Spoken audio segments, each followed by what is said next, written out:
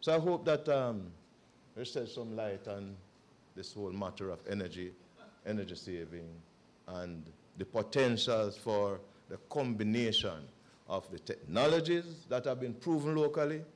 You get the proof, okay? I believe strongly that my competitors should be doing better. I believe I should be doing much better. And I believe that we can cut this massive import oil bill to Jamaica by 40%. Now, do the numbers. We're talking about how many $1 billion US.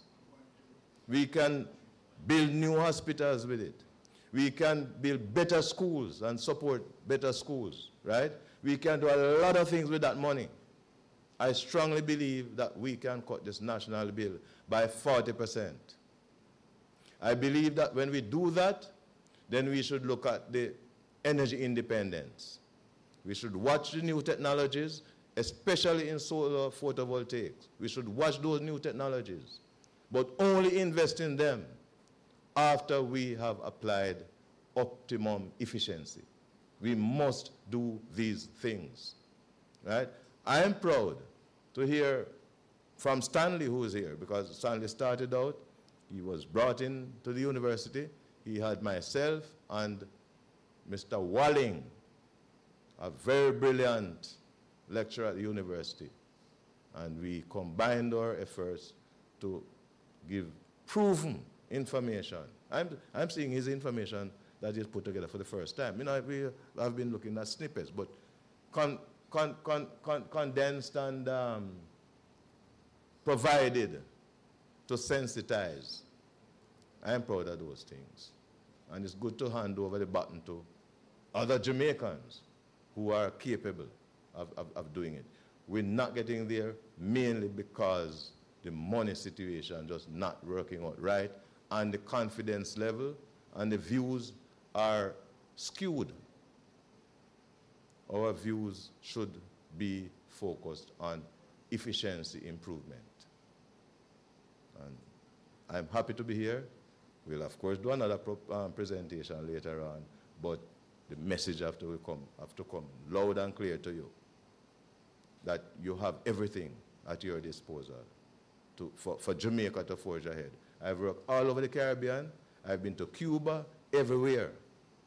We're joking, right? So thank you for having me able to shed some light on what can be done. Later on, we'll discuss other matters. Lunchtime, please. Yeah. Any question? I did say. Yeah, you have been in the energy business for a long time. Yes. You're just saying that the prospect for this energy engine construction, what, in your experience, has been the greatest problem for this approach that you're trying to encourage us in the energy company financing the project? The greatest problem is confidence, right? We tend to want to seek out people from elsewhere to solve our problems. Then the next problem is the conservative nature of our banking system. Our bankers do not think outside the box. As a matter of fact, they don't even know that a box exists, right? Our commercial banks are the leaders and the people who influence things. Sometimes when government even provide the incentives necessary, as dissatisfied as I might be regarding incentives, but even when the government provide incentives, I work a lot for the hotel industry in particular. And the hotel industry people are always waiting for the next grant. When I say, look, this thing is a 6-month payback period, they say, when is government going to provide it free? So those are all, you know, the hurdles. There are several hurdles, which I'll talk about in a little while. What about interest rates? The interest rates are dependent on how you view them. If you have a payback period of 1 year or a year and a half, Trust me. These 20% interest rate can be blown away by a 40% per annum saving. So it is too easy for us to look at, not far enough to recognize that, okay, we need to deal with this matter of interest rate. Yes, apply pressure. Yes, the interest rates are very high. And I think, I'm not no banker, but I know that there are risks out there that they want to cover too. And also that they're making too many billions of dollars profit. But, you know, I know all of those things, right? But the interest rates would only be feared for long-term projects, not short-term projects. And we should just decide in mind, look at the return on investment. And when you do your calculations, and any good energy auditor would provide an energy audit with you with the information on return on investment. If your return on investment is higher than your interest rate, then the businessman approach is to go with the project that will deal with the interest rate. Deal with the interest rate as part of the whole hurdle that you have to overcome.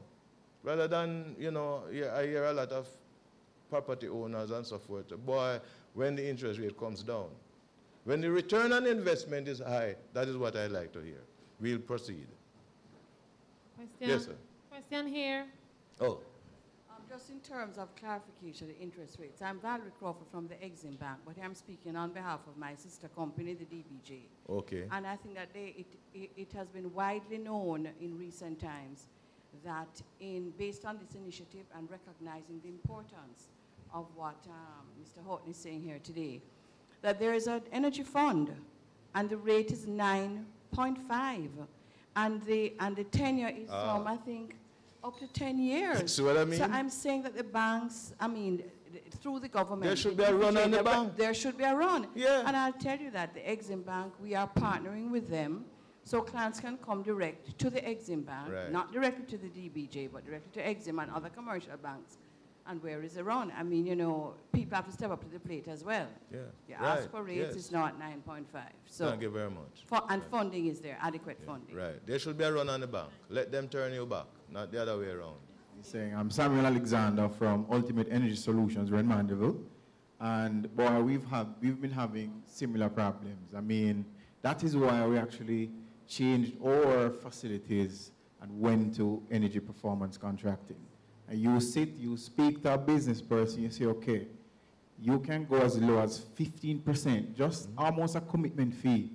We will invest the equipment into your facility and you pay us based on the savings. We are doing a project right now in Clarendon, and early indications is 50% from $700,000 to $320,000 a month for one of the largest hardwares in Jamaica.